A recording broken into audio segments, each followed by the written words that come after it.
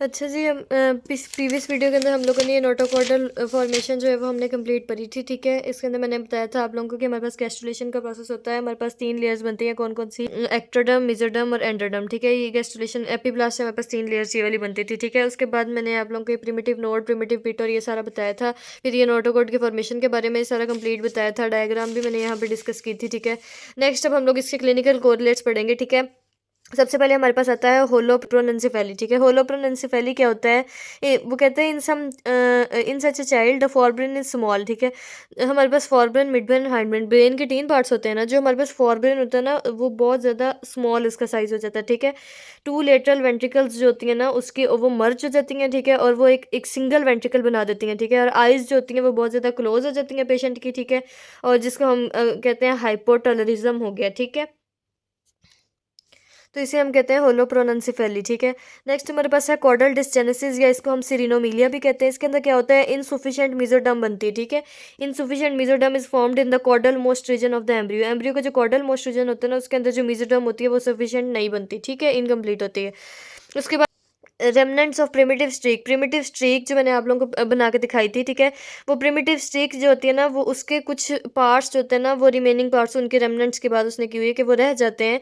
Persist in the sacrococcygeal region. Sacrococcygeal region के अंदर जो है ना वो उसके कुछ पार्ट्स जो है वो रह जाते हैं। ठीक है, तो इसको हम कहते हैं इसके क्लस्टर्स ऑफ प्लूरिपोटेंट सेल्स जो है ना वो, अच्छा जी, प्लूरिपोटेंट सेल्स के जो क्लस्टर होते हैं वो हमारे पास प्रोलिफरेट कर जाते हैं। ठीक है, और जब वो प्रोलिफरेट करते हैं तो ट्यूमर बना देते हैं और फिर ट्यूमर को हम क्या कहते हैं?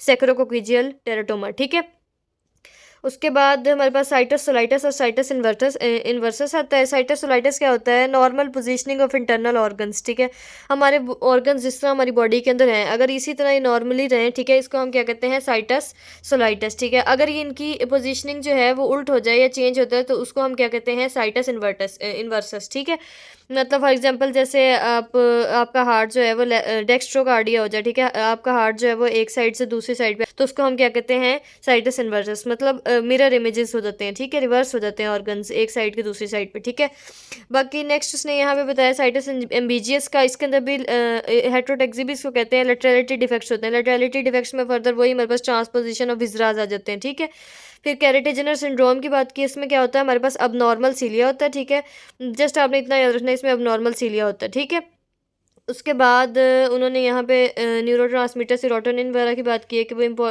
सिग्नल मॉलिक्यूल के अंदर इनका जो है ना वो इंपॉर्टेंट सिग्नल मॉलिक्यूल होता है जो कि एस्टेब्लिश करता है लेटरलिटी को। ठीक है, बस यहाँ तक हम आप लोगों के क्लिनिकल्स कंप्लीट हो गए। ठीक है, उसके अलावा उन्होंने फिर यहाँ पे प्राइमरी विलस, सेकेंडरी विलस और टर्शियरी विलस के बारे के अंदर बताया हुआ है। प्राइमरी विलस के अंदर क्या होता है? हमारे पास 2 स्ट्रक्चर्स बनते हैं, जैसे सेंसिशियल ट्रोफोब्लास्ट और साइटोट्रोफोब्लास्ट।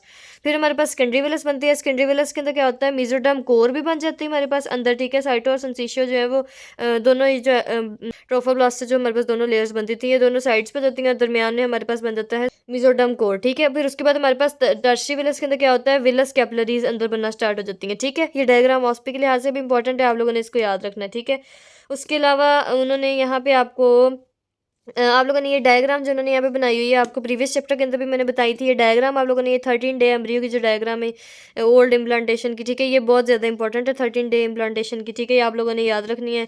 ठीक है, तो यहाँ तक आप लोगों का ये चैप्टर जो है ना कंप्लीट हो गया। नेक्स्ट लेक्चर में मैं आप लोगों को नेक्स्ट चैप्टर पढ़ाऊंगी। ठीक है, तब तक के लिए थैंक यू सो मच। अल्लाह हाफिज़।